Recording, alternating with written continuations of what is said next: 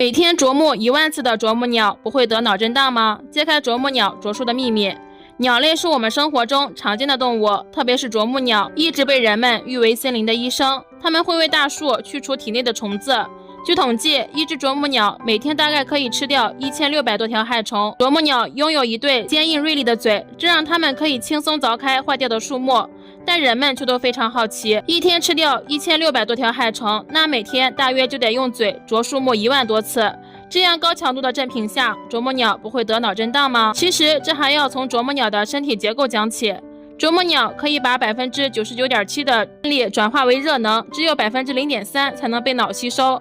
而且啄木鸟的头部构造为它营造了一个保护层，在啄木鸟嘴与头相连的地方有一种强韧的组织，它可以吸收震动，减少啄树带来的反震力对大脑和眼部的损伤。